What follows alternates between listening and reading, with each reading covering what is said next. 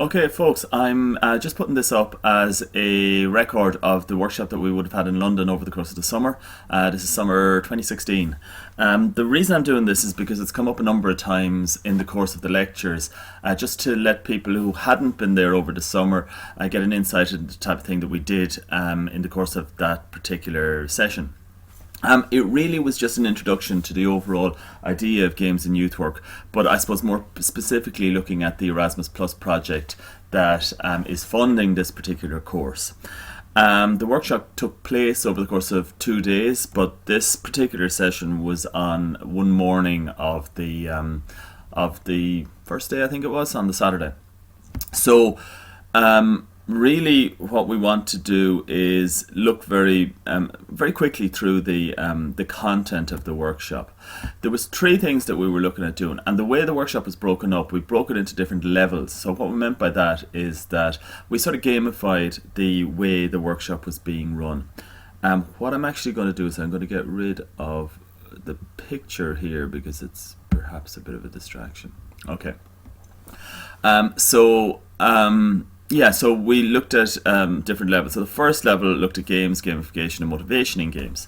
And that's what we're going to look at now. A game, what is a game? A game is essentially an artificial experience.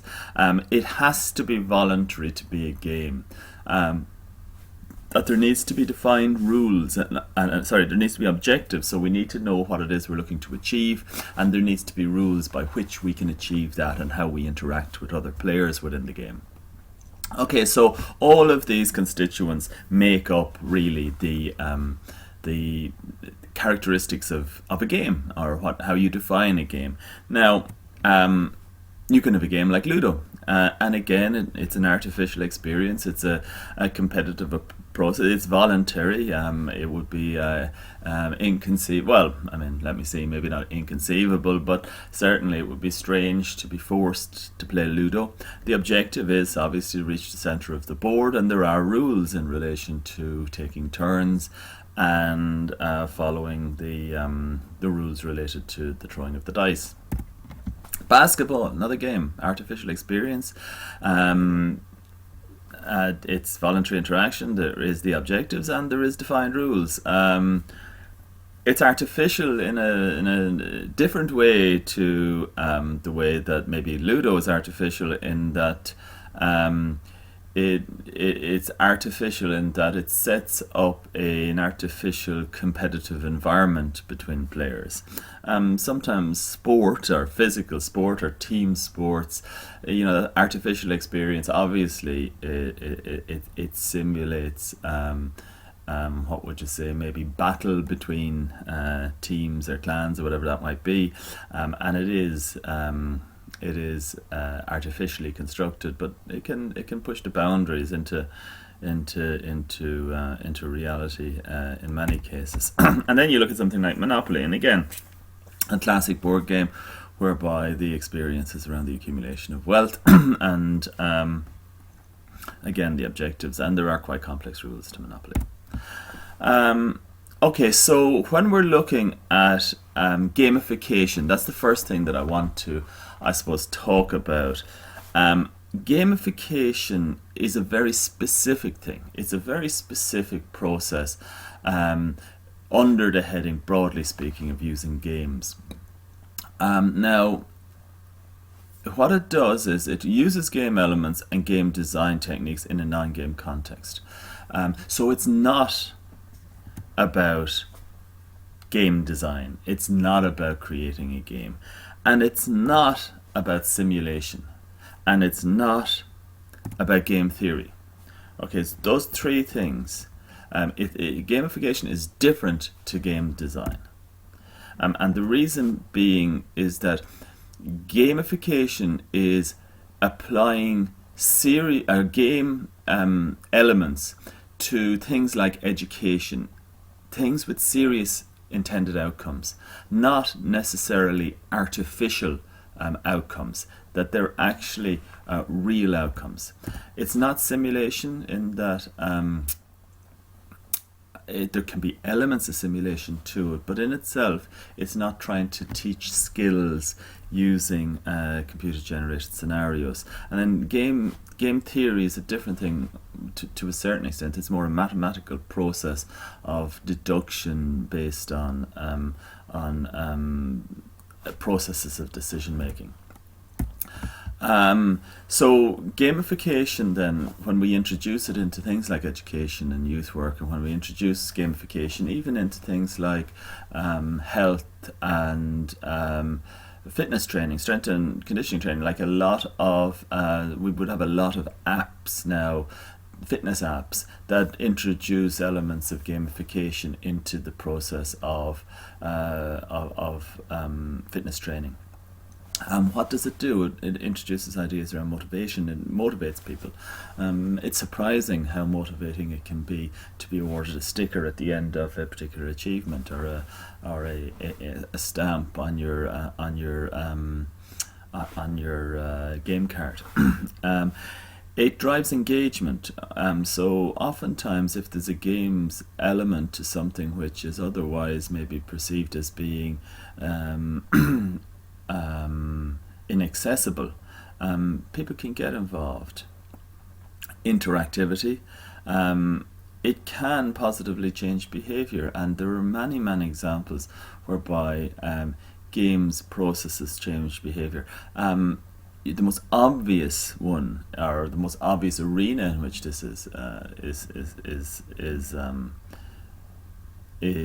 played out is in marketing. That a lot of loyalty cards and a lot of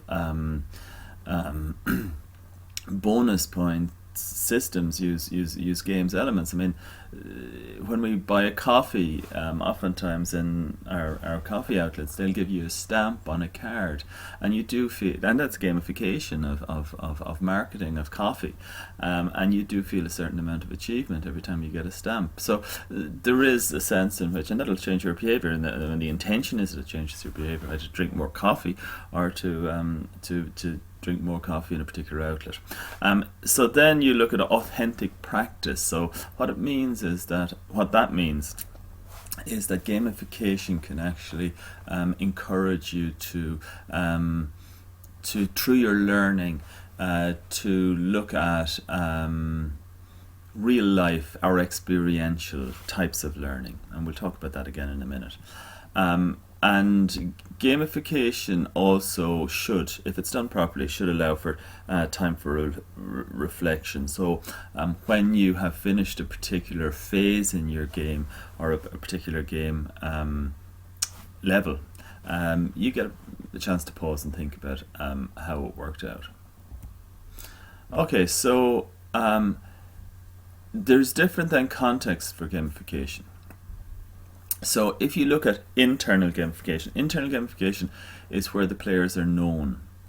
And what we mean by that is that within an organization, or within a team, or within a class, you introduce gamification, and everybody knows each other, and that it can be part of a sort of team building exercise, and can encourage you to develop ways of doing things that strengthen the organization's culture and identity.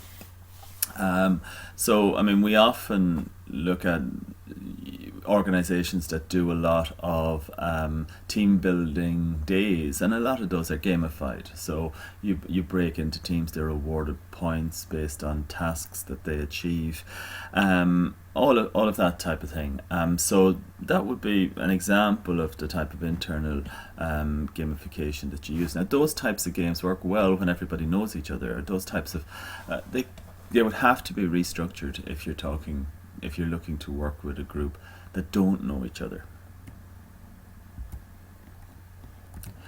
Okay, so external gamification then is where you're looking to use the game to build relationships, or to attract people in, and oftentimes those are used as marketing tools. So you would have the accumulation of points, say for example in Xbox points, or loyalty points, by marketing companies, whether it's supermarkets or garages or coffee outlets, and they would use those points. And some of them develop them quite sophisticated in quite a sophisticated way, and they create an online dimension to it, and almost look at building a relationships both between you, the customer, and the company, but also try to create relationships or an identity among customers. And like examples would be whereby they give you Christmas presents, or they give you car stickers to alert other people to the fact that you shop in a particular outlet, or that you're a member of a particular loyalty scheme. And in doing so, they would encourage you to increase engagement. And then I suppose one of the things that I suppose games do, and gamification does quite well, is encourage people to change their behaviour. So a typical one, and I would use one, is a fitness app, and it encourages you to pursue a particular fitness regime. It calls you to task if you don't. It allows you to share your performance with other people or not, as the case may be.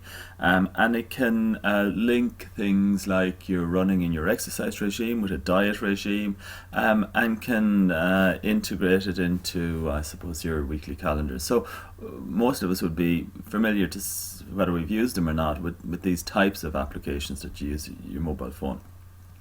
And they use a whole range of gamified mechanisms to support you in changing your behaviour. And as I say, they can be used internally or externally. So you can have a closed group that have access to your fitness regime, or you can simply use it for your own benefit, or you can share it with a whole community if that's what you want to do. So it can be internal or external. So when we mean that internal, we mean it's a regime managed for the benefit of a group that know each other, or developed for the benefit of a group that know each other. Externally is where it's not either for you individually, or it's for the general public.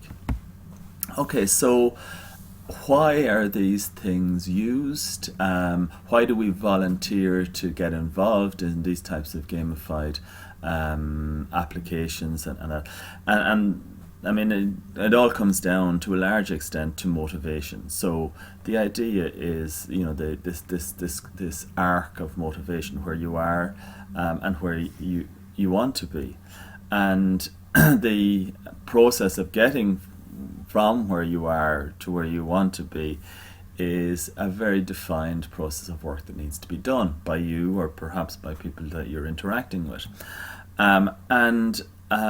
I suppose from a motivational perspective, one of the key driving factors in keeping you in that arc is the link between your effort and feedback. So that sometimes it's very difficult to see your achievement, or even to keep on track.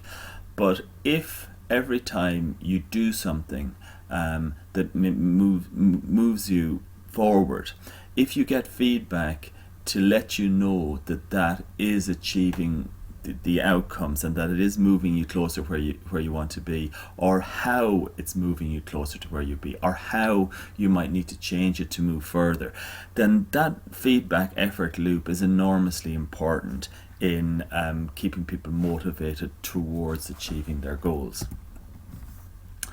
And that motivation is also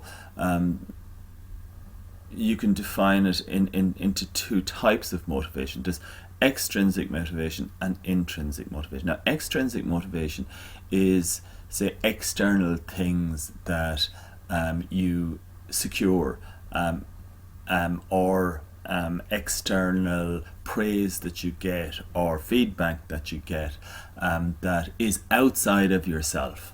And those things can, for some people, be enormously important, where there's other people whose response to intrinsic motivation is quite high. So they have internalized the rewards to the extent that when they achieve something, their personal satisfaction keeps them motivated.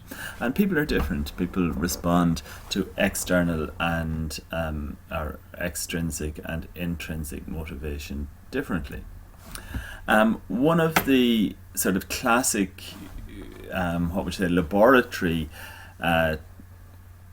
laboratory experiments, if you want to call it that, around extrinsic and intrinsic motivation was one that was done in the 50s, I think it's the 50s or the 60s, whereby people were given these three artifacts. They were given a box of matches or a card of matches, a box of thumbtacks, and a candle, and were told that what they needed to do was secure the candle to the wall and light it, and that it needed to stay lit for 5 minutes, and once it did, then they'd achieved their goal. And they were broken into teams to do this, and what was found was that some people responded very well when they were told they had 5 minutes to do it, and if they did it in 5 minutes, they achieved, they got a substantial reward. They got $100 or $200 or whatever it might be. And that extrinsic motivation with a very strong was enormously motivating for some people. And for other people, it was enormously destructive. It put them into a panic. They were unable to concentrate. And especially in working in teams, it created a lot of conflict. Whereas when they said, okay, you need to do this and you need to do it without there being a time limit and without there specifically being a reward, other teams, without the time limit being at 5 minutes, achieve the task in 5 minutes. So obviously the way you do it is that you thumbtack the box to the wall and light the candle. And it's so one of the things that the experiment sought to show was that when you need creativity to be part of a solution, that intrinsic motivation was much better than extrinsic motivation for most people. So when there was a creative dimension or a significant creative dimension within a task, that intrinsic motivation worked better. And this is why we are interested in intrinsic motivation, specifically around things like learning and games, because oftentimes the types of learning that we're interested in or we want to encourage have creative dimensions to it and have and that is an important thing. So, and oftentimes in education in the past, extrinsic motivation around exams and rewards around exams and punishment around failure and time limits and all of that are such an intrinsic part of an education system that the exploration of encouraging young people to be more intrinsically, and people of all ages, to be more intrinsically motivated is an exciting prospect. So I'm going to finish on this for this particular slide, and then we'll look at some other material. But in intrinsic motivation, there are things that need to be there in order for it to be effective. One is there needs to be control. People need to feel within reason that they can control the environment in which they're playing the game, or they're engaged in the learning that they're engaged in. There needs to be challenge, there needs to be curiosity, and there needs to be context. So in the case of the in the case of the candle and the box, oftentimes it's presented as, oh, there's a story generated around it, that you're a prisoner in a cell, and that this is the only light that you can get, or that you're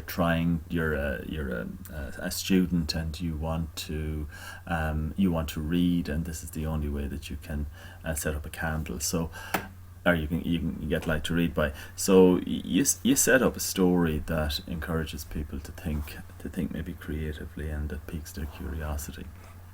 And this diagram here on this slide, I suppose reflects something within learning, within gaming, which is enormously, it's very well, it's often referred to, and it's this concept of flow. And the idea of flow is that it's that balance between challenge and skills. So if you're engaged in a task, you need an increasing level of challenge to keep you motivated. And if that level of challenge, I'm just going to put the pointer here, sorry if I can get it, yeah. So you need to start off with a reasonably low level of challenge, not zero, but a reasonably low level of challenge, so that you can actually engage with the game. If the challenge is too high at the beginning, you become quite anxious. Whereas if the challenge is manageable, you do engage with the game. And the skill level needs to be reasonably low as well, because if you can't achieve the tasks, you become bored. You disengage from the process. But as you become more skilled, the challenge level needs to increase. The challenge level needs to increase, and as the challenge level increases, then so too can the skill level, and you have that channel. And once there's balance between challenge and skills, challenge increasing skills, increasing challenge, increasing skills, in this spiral, then people remain motivated. And that's one of the things that as educators and as games designers we're trying to do. We're trying to increase people's skills by increasing the level of challenge that they can secure and keeping them engaged. Okay, that's the end, folks, of that particular level and that particular section, and I'll continue on in a couple of minutes.